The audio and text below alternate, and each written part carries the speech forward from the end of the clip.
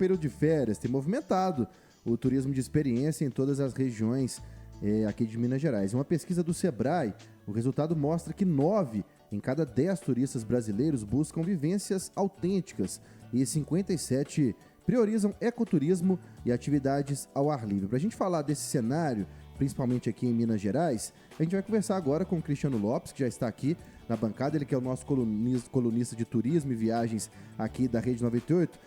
Cristiano, obrigado pela sua participação. Já vou começar emendando com uma pergunta. O que explica esse crescimento do turismo de experiência aqui em Minas Gerais? Eu acho que é uma pergunta meio retórica, né? Porque Minas Gerais tem cachoeira, tem trilha, tem para todos os gostos, né? Boa noite. Boa tarde ainda. Boa tarde, Vitor. Boa tarde, Maiara. Boa tarde. Ouvintes da 98 News. Prazer estar aqui. Me chamem sempre. Combinado. Vamos lá. Pra gente falar sobre turismo de experiência, Vitor, eu queria começar falando como surgiu essa ideia do turismo de experiência. Um professor dinamarquês da Universidade de Harvard, Rolf Jensen, ele criou o termo Sociedade dos Sonhos, Economia da Experiência. Então ele, naquela época, nos anos 90 ainda, ele diz o seguinte: o turismo não é mais... O turista ele tem que ser protagonista. Ele não pode mais só chegar no lugar e ficar olhando.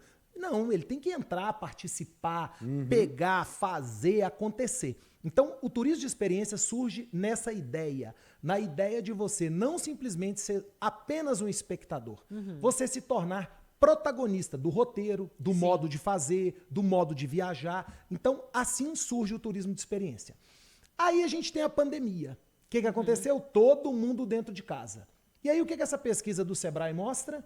Mostra que as pessoas querem viajar, querem viver experiências e querem atividades ao ar livre. É por isso que muitos países saíram privilegiados aí nesse retorno, nessa retomada do turismo. E Minas Gerais, em especial. Por quê? Porque nós temos muitas atividades e segmentos turísticos propícios à prática ao ar livre, Sim. que é o ecoturismo, trekking, caminhada, turismo de natureza, o turismo rural. Quem não gosta de dar uma caminhada numa fazenda, ir numa cidadezinha do interior, curtir ali as atividades, curtir a natureza? Então, essa pesquisa está mostrando isso, que as pessoas querem viajar e querem vivenciar experiências em seus destinos, em seus roteiros. E aí o setor está ligado nessa tendência, como que as pessoas que trabalham, que oferecem esses roteiros estão se adaptando a essa demanda? Então, aí o que acontece? Nós temos que entender que o turismo ele precisa de turistificar. O que é isso? Transformar atrações em atrativos, potencial em produto. As pessoas querem viajar, mas quando você viaja, o que você quer? Você quer segurança. Com certeza. Você quer um lugar para poder chegar. Não precisa de ser o hotel mais chique ou mais caro, mas ele precisa te dar uma segurança. Você quer caminhar no meio do mato, numa atividade de ar livre, mas você quer o quê? Que tenha uma sinalização. Você quer critérios, requisitos e quesitos que cada vez mais as cidades, os destinos precisam estar estruturados. Então, é isso que a gente tem visto dentro do turismo, principalmente de Minas Gerais. Estão começando a surgir as rotas e os roteiros exatamente para facilitar quando uma pessoa se desloca para um destino, ela ter tudo preparado. Não é super bacana quando a gente chega num lugar e já tem tudo preparado? Maravilhoso. Ótimo. Olha, você tem um roteiro, o caminho é esse, no primeiro dia você pode fazer isso, no segundo você pode fazer isso, você contrata atividade, contrata um profissional, contrata uma empresa. Então é isso que a gente tem visto no turismo em geral no Brasil. O Brasil está passando por um processo de turistificação, de profissionalização. E o turismo de Minas Gerais, em especial, tem passado fortemente por isso. Nós temos visto cidades do interior se preparando melhor para receber os seus visitantes. Nós temos visto secretários de turismo mais empenhados, mais preocupados em focar o turismo para experiências, para que os viajantes tenham mais segurança e que aproveitem melhor aqueles destinos. E esse tipo de turismo, ele impacta também os negócios locais, né, Cristiano? Pousadas, restaurantes, porque a gente está falando de um turismo onde a pessoa ela é mais participativa, ela procura esse tipo de atividade, esse turismo de experiência, né?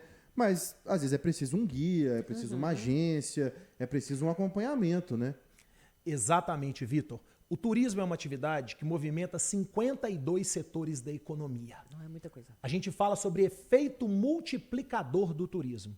Porque quando você vai chegar num hotel, o hotel tem que pintar. O hotel tem que trocar roupa de cama, tem que trocar o colchão. Se você tem mais turista no hotel, ele vai ter que comprar mais pão, mais queijo. Isso vai movimentar o produtor local, isso vai movimentar e assim sucessivamente. Então nós estamos falando de efeito multiplicador. Só para a gente ter uma ideia, os dados ainda não são oficiais, mas é possível que em 2025, Minas Gerais, o turismo, a atividade turismo, aí a gente fala de turismo e viagens, provavelmente vai ter uma movimentação de 3 bilhões de reais na economia.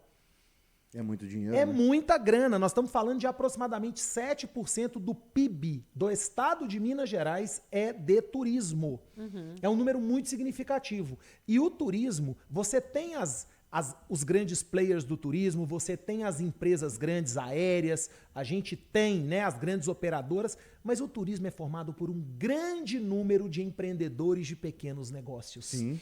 É a pessoa que aluga o cavalo, é a pessoa que tem um bug, que aluga uma bicicleta, é a pessoa que aluga o equipamento de segurança, é a pessoa que vende cocada na frente da rodoviária, ou próximo ali, né, da estação ferroviária no interior. Então, o turismo ele é formatado por um grande número de empreendedores de pequenos negócios.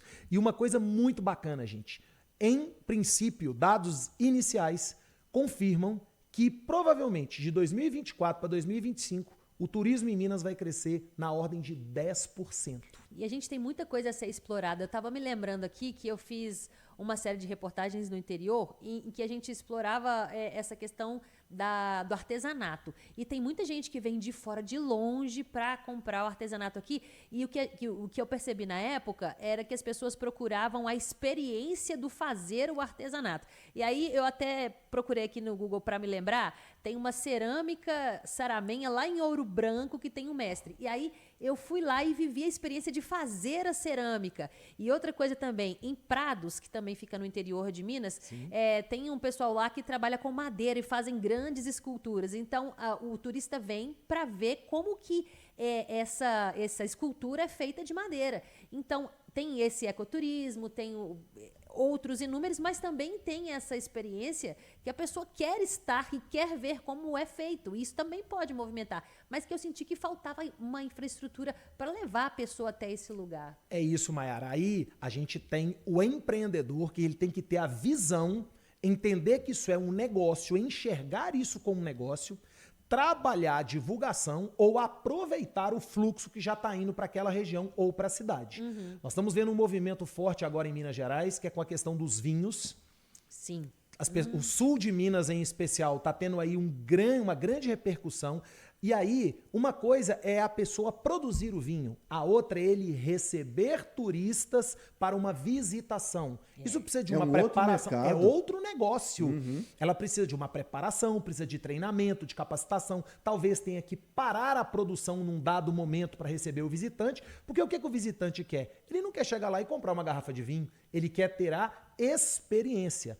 A última ida minha, por exemplo, a Diamantina, eu estive com a minha esposa visitando uma vinícola em Diamantina. Nós fomos para a Vesperata e no sábado à tarde nós fomos para uma visita em uma vinícola maravilhosa em Diamantina e participamos de todo o processo, desde a hora da plantação da uva, eles mostraram como é que faz a colheita, como é que faz a fermentação e onde termina uma experiência gastronômica turística. Na degustação. Aí a melhor parte. Aí a melhor parte. Aí você tem a harmonização da degustação com queijo do cerro, com frutas da região. Então é disso que nós estamos falando, essa experiência. E com isso a gente vê que Minas Gerais só vai crescendo no turismo, nas rotas. Eu também tive a oportunidade, eu fui convidado pela Secretaria de Turismo do Estado de Minas Gerais, pela Secult, logo que nós recebemos lá o prêmio, né, de Patrimônio Mundial da Humanidade do modo de fazer do queijo Minas artesanal, eu também fiz uns deslocamentos ali por Araxá, nós visitamos Patrocínio, nós visitamos a região da Serra do Salitre e nós visitamos grandes produtores de queijo e visitamos produtores pequenos, que têm ali 20, 30 vaquinhas, mas que fazem o queijo do modo certo, e que aquilo gera uma experiência. Todo mundo que vai compra o queijo, visita, participa e o mais importante do turismo de experiência é quando você leva a história e pode contar as histórias.